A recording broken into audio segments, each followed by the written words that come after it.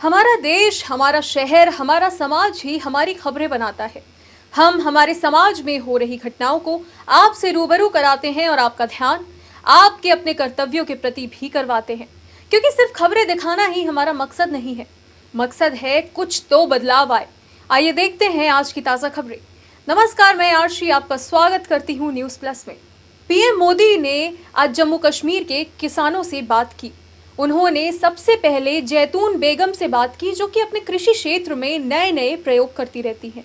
वो अंगूर, सेब आदि की खेती करती हैं और जब पीएम मोदी ने उनसे पूछा कि क्या वो बेटियों की शिक्षा पर भी ध्यान देती हैं, तो वो बोले कि हमारे यहाँ 20% अगर लड़के स्कूल जा रहे हैं तो 30% लड़कियां स्कूल जा रही हैं। इस पर पीएम मोदी काफी खुश नजर आए। तो दूसरा, ये हमारी जो ज़मीन है सर, थोड़ी सी ज़मीन है और ये फलों से माला माल है सर, तो इसलिए इसमें अंगूर, सेब, चेरी, अखरोट, आड़ू की पैदावार है सर। अच्छा, सरकार की बागवानी चारागाह प्रौद्योगिकी ट्रेनिंग से आपने उसकी ट्रेनिंग भी ली थी, उस ट्रेनिंग में से आपको कितना लाभ मिला? बहुत सारा लाभ मिला सर। हमारे साथ ये जुड़े हैं आईजी, एफआर झांसी,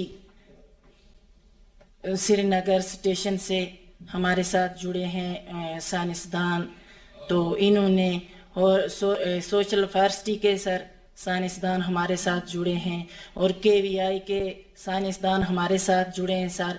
इन्होंने हमें वो डक्टेलिया घास का बीज और जेई घास का बीज दिया सर, और हमारे साथ कई बार इन्होंने अच्छे जाके वहाँ प्रोग्राम किए इलाके में और देखा और मदद की। इससे हमें जो चारे की पैदावार है सर, उसमें बहुत ये हम आगे गए और हमें इससे बहुत फ़ायदा मिला सर। और दूध में 15 से 20% हमें इजाफा हुआ। तो और सर, इनके हम बहुत बहुत शुक्रगुजार हैं कि ये हमारे पास पहुँचे और 2-3 साल से मैं इनके साथ जुड़ी हूँ। तो इन्होंने जैसे मैं अपने सेब के बाग में मैंने 3 कट वाला घास लगाया सर और 3 कट उसको दिए हमने, तो ऐसे मैंने 200 फार्मर और भी अपने साथ जोड़ के सर, तो घर घर जाके लोगों को बोला कि आप ऐसे कर दो, ऐसे हम अपने बागों में हम ये घास डक्टेलिया घास लगाएंगे। तो सरमा के मौसम में हम जेई घास और मुख्तलिफ किस्मों के घास लगा लेते हैं सर।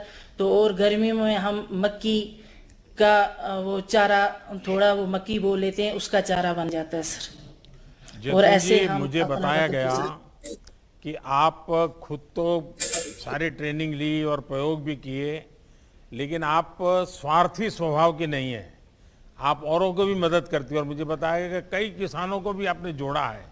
कितने किसान आपके साथ जुड़े हैं जो इस प्रकार से परिवर्तन लाए हैं? सर 200 किसान इंशाल्लाह मेरे साथ जुड़े हैं सर, और आगे उनको फ़ायदा भी मिला, आगे भी उम्मीद रखते हैं सर और फ़ायदा मिलेगा गवर्नमेंट की तरफ से सर। चलिए, आप खुद में एक मिसाल है।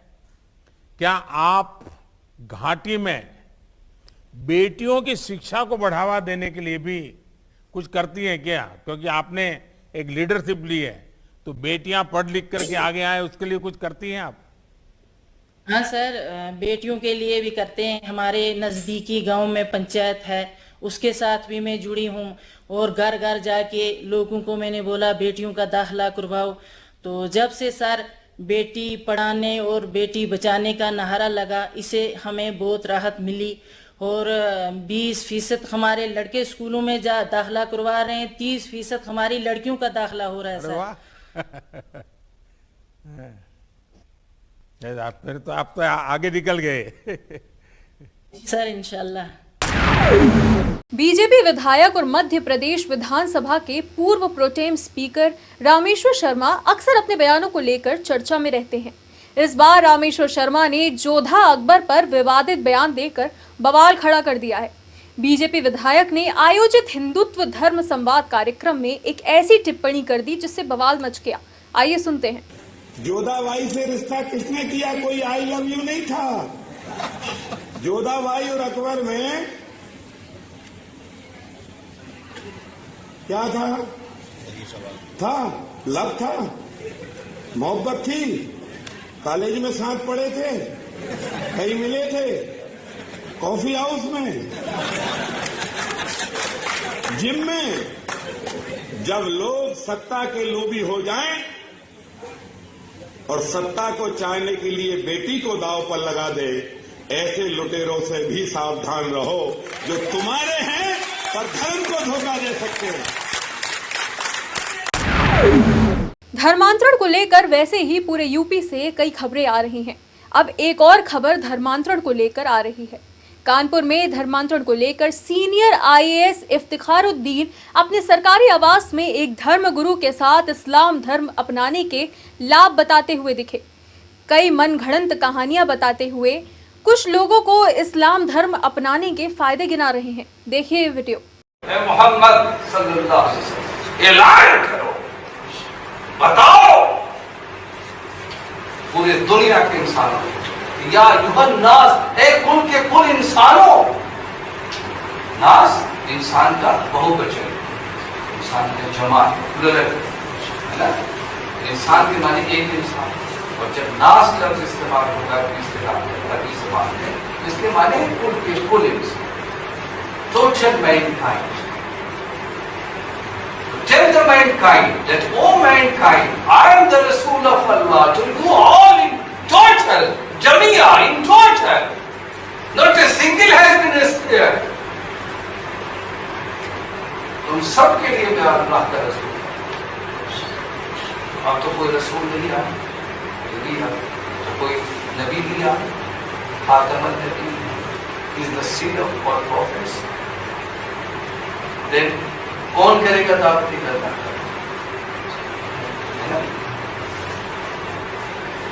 जो इस उम्मत में, जो अल्लाह और आखिरत पर ईमान रखता है और मोहम्मद रसूलुल्लाह सल्लल्लाहु अलैहि वसल्लम के तरीके पर चलता है, फर्ज इस काम को करे, उनके मिशन को आगे बढ़ाए। उन्होंने जजीरे नुमा अरब के खत्ते पर अल्लाह का किंगडम कायम कर दिया। अल्लाह का किंगडम, अल्लाह की बादशाह है ना, अल्लाह के हाथ में कायम कर दिया। कहाँ कायम?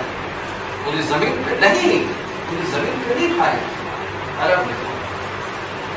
लेकिन अभी तो अल्लाह के दूर का इत्माम होना है, अल्लाह के दूर का इत्माम होना है, यानी पूरी जमीन पर अल्लाह के दूर का इत्माम होना है ना। हर कच्चे पर पक्के में अल्लाह का दीन दाखिल होना है, अल्लाह का निज़ाम दाखिल होना है। तो कैसे होगा? यहाँ इतने इंसान बैठे, इनको ये काम करना चाहिए, इनको ये काम करना चाहिए। नहीं करेंगे तो अल्लाह इनको जरूर पकड़ेगा, है ना, इनको जरूर पकड़ेगा, क्योंकि अल्लाह ने अपनी किताब नहीं पढ़ पाई।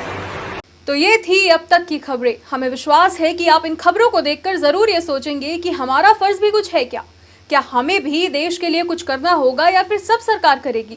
सोचिए और देखते रहिए न्यूज़ प्लस, और सब्सक्राइब नहीं किया है तो कीजिए न्यूज़ प्लस 24/7। नमस्कार। ताजा तरीन खबरों को जानने के लिए देखते रहिए न्यूज़ प्लस 24/7 चैनल को सब्सक्राइब करें।